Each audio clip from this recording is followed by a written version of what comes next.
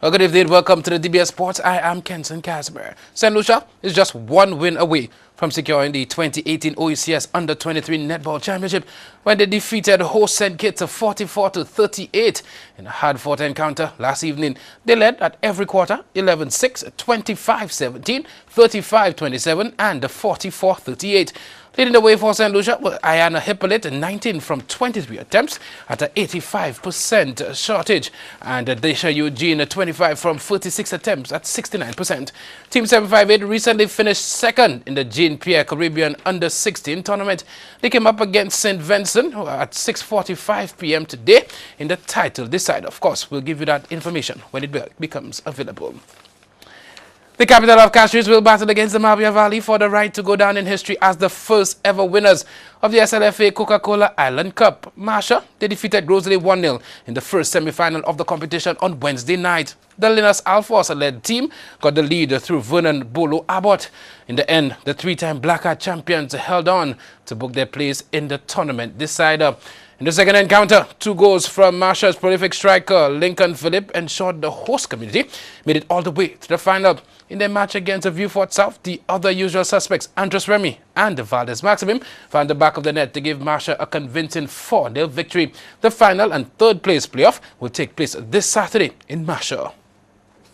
Residents in the southern belt of the island will get some intimate details pertaining to the upcoming Windward Island School Games as organizers plan to execute a roadshow on Saturday, July 14th to sensitize communities about the games to be held in their vicinity during July 21st to 31st, 2018.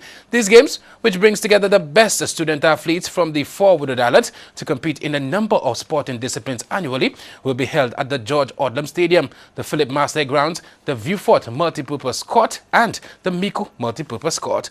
Host territories are rotated on an annual basis. The Derek Walcott Square will be the gathering point for the convoy at 9 a.m., which gets active in the west coast village of Anseray and heads southward via the communities of Canries, Soufrière, Choiseul, Labrie and into Vieux-Fort. Out of Vieux-Fort to the convoy, they will pass through Opicor, Deriso, Mico, Dennery and the Mabia Valley to end on the Richford Highway near Falco's Place. Wow, turn up. Various forms of paraphernalia promoting the games will be distributed along the route, and some attractive giveaways will be included during the roadshow. The mission is to create a hype and awareness of these games happening in the south of the island. Persons in the north of the island will also be mobilized. We think the location we are culminating the roadshow will give us some of the reach in the north, one of the committee members explained. Well, MC Scotty.P will be hitting things up along the route, while other popular artists will be part of the action when the event winds down in Richford. Wow. Well, we take a break, but when we get back, Soufrière and the Mico Secondary in Jamaica for Regional Schools Netball Tournament.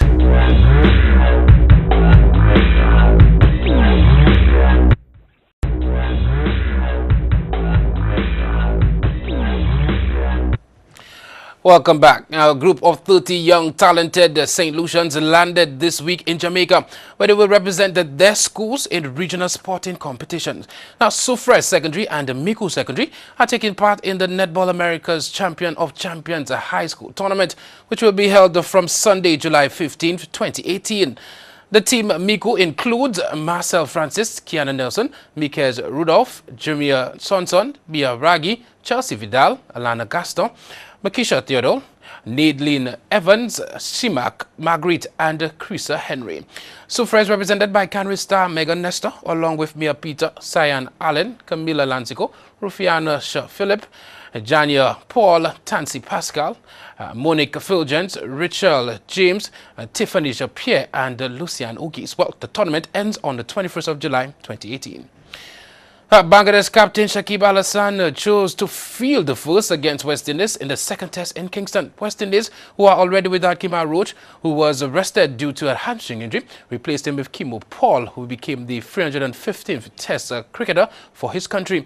Paul received his cap from the legendary fast bowler Cutley Ambrose. Now, West Indies also dropped their only specialist spinner, Devendra Bishu. Shimon Hetmeyer took Bishu's place as West Indies boosted their batting.